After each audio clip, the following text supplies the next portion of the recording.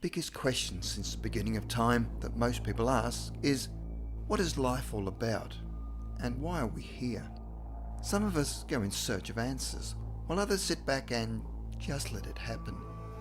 Other people have no say in the matter, where they might suffer a near-fatal accident or a serious illness, and strange events are thrust upon them, where they have an NDE or near-death experience. Some people that have experienced an NDE recount what happened to them. In their stories, there does seem to be a common theme of a brilliant white light and tunnel that appears to embrace them, filling them with unconditional love, and most who experience it never want to return. Other people may find themselves in a beautiful landscape or garden where all of the colours are much more vivid than here on Earth. In this environment, they often meet family and friends. Have these people actually been to heaven or some other nirvana, or is this just our brain chemistry reacting to the dying process? The following 3 stories are about people who have been to the other side and the way it affected their lives.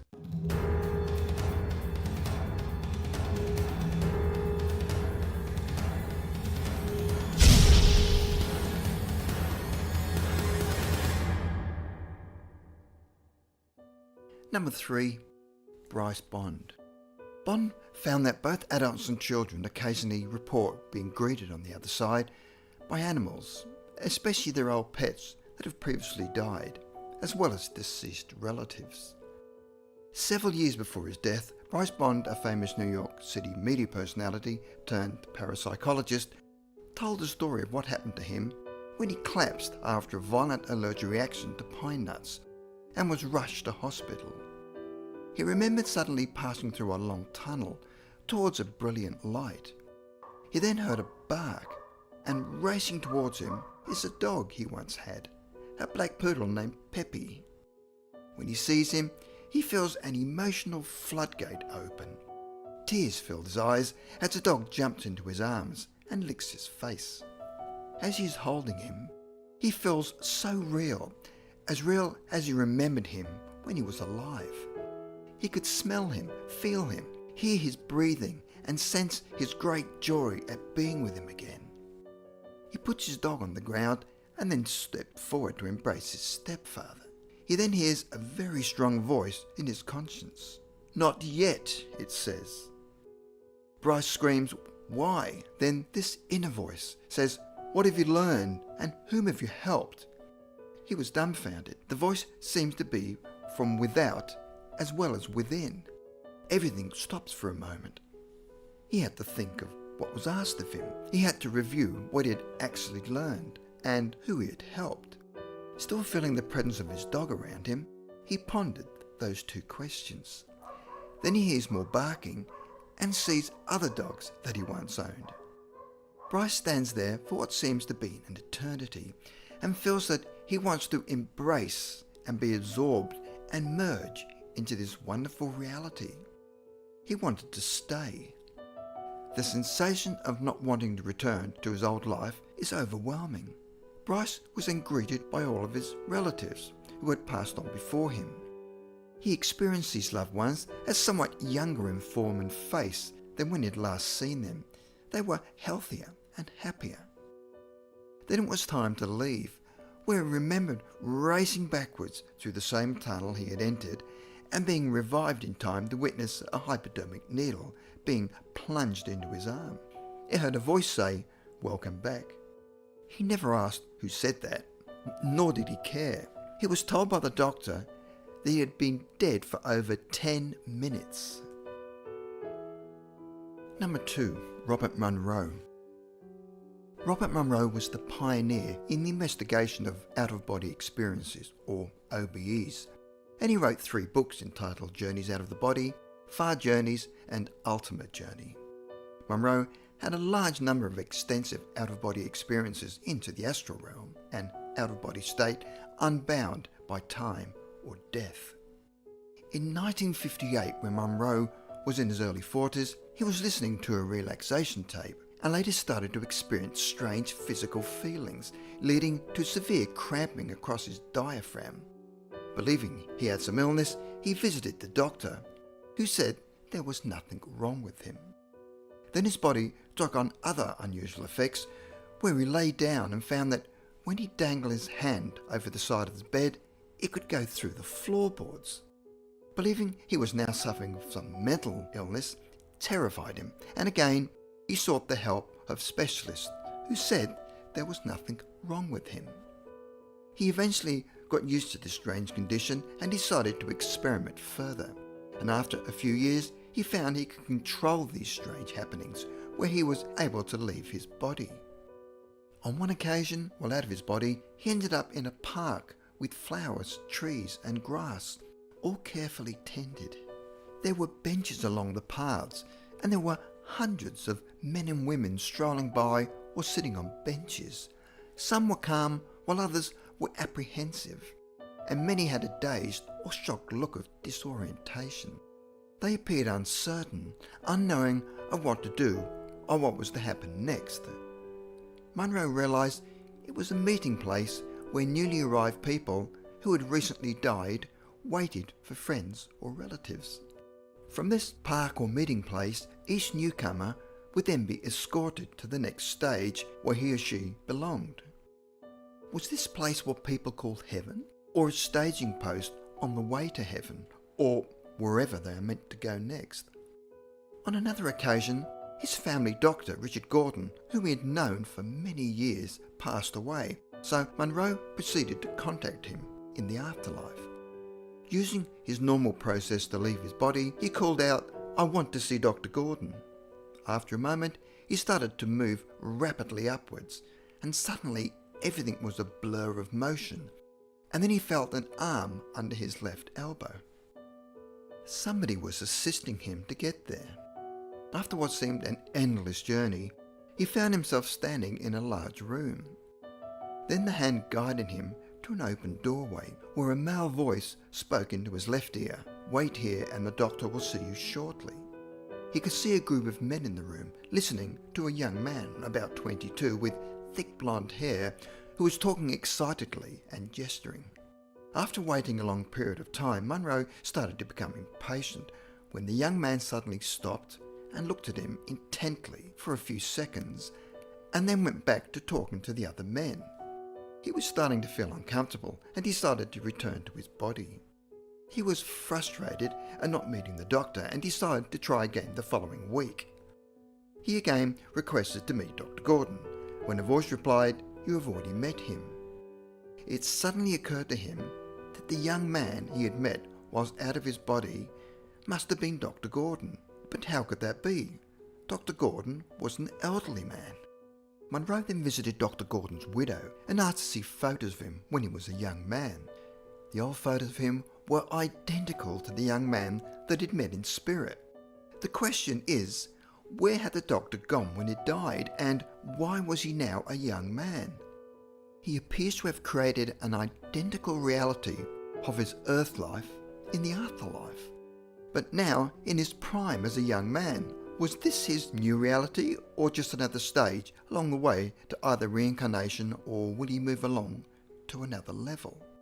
Another important question is, what or where is heaven? It seems that whatever our set of beliefs are on earth is how we will perceive what greets us when we die. Many people have spoken of the park with its trees and flowers and their vivid colours, which is meant to comfort us after the shock of dying, and appears to be the first step on the road to wherever. Number 1. Mellon Thomas Benedict. In 1982, Mellon Thomas died from terminal brain cancer, but miraculously lived to tell about it. While showing no vital signs for 90 minutes, Benedict said suddenly he was fully aware and was standing up, but his body was in the bed. He said that being out of his body was so vivid that he could float through every room in his house.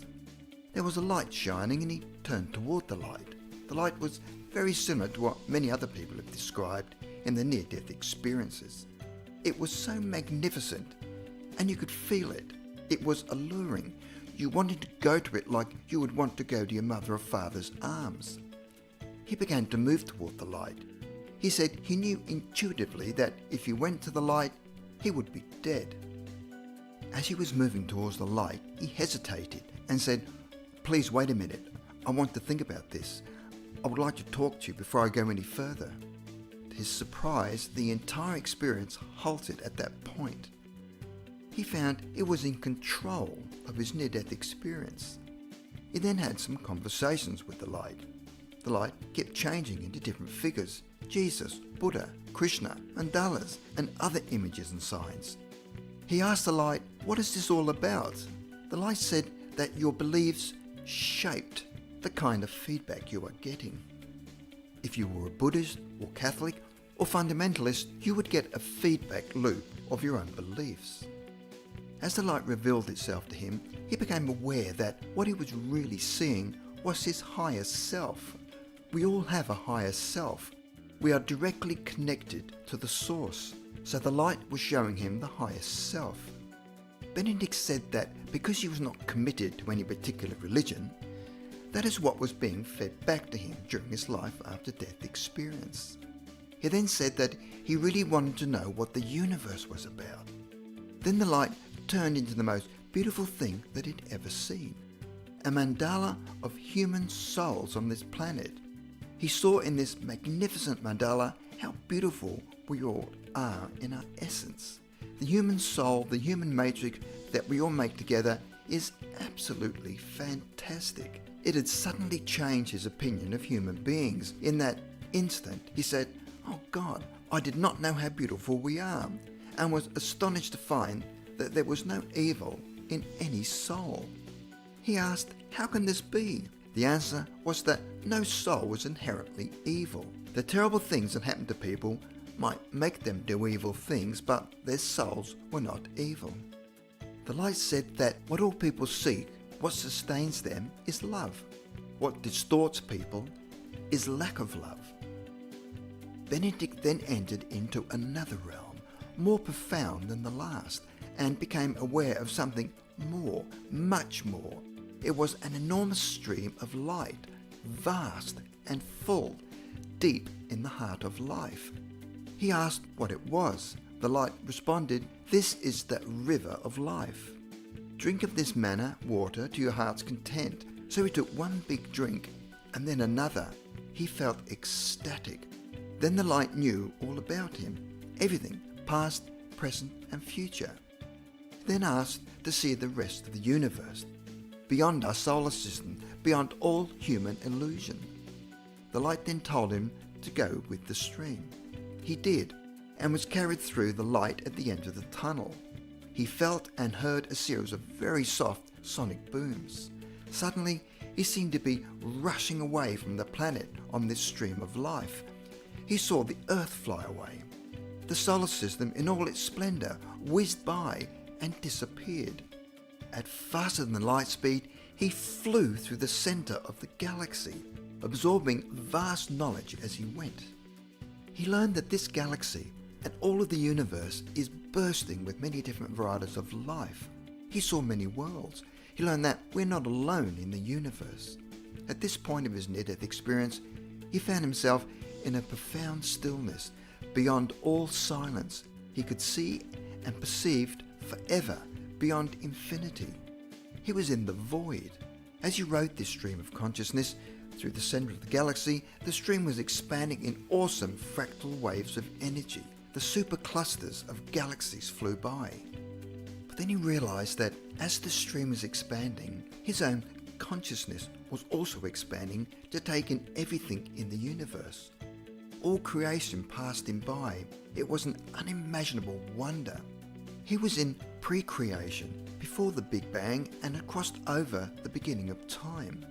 He was in the eye of creation and felt as if he was touching the face of God. It was not a religious feeling, simply he was at one with absolute life and consciousness. He could experience all of creation generating itself. It was without beginning and without end. Every subatom, star, planet, even consciousness itself is made of light and has a frequency. Everything is made of light. As he rode the stream on, he could see a huge light coming. Then the entire solar system appeared in the light, a accompanied by one of those velvet booms. He could see during his near-death experience all the energy that this solar system generates, and it is an incredible light show. He could hear music of the spheres. Our solar system generates a unique matrix of light, sound, and vibratory energies. The light explained that there is no death. We are immortal beings. We have been alive forever. That we are part of a natural living system that recycles itself endlessly. He was then taken back through the light and back home, and was surprised when he opened his eyes after his near-death experience. He was told by his crying care worker that he'd been dead and cold for a long time. Within 3 days, he was feeling normal again, clearer, yet different than he'd ever felt in his life. After 3 months, he had more scans, and the doctor said there was nothing there now and called it spontaneous remission. Benedict had perhaps the most transcendental NDE ever documented. While on the other side, Benedict journeyed through various afterlife realms and was given access to universal intelligence, by which he was allowed to absorb a tremendous amount of spiritual and scientific knowledge, including the nature of reincarnation. Benedict's enthusiastic curiosity during his NDE took him far into the remote depths of existence, and even beyond, into the energetic void of nothingness behind the Big Bang. He was given knowledge about humanity's role in the universe. Thank you for joining us today. God be with you. Please leave a donation if you can, and join us next time. Leave a like if it's possible.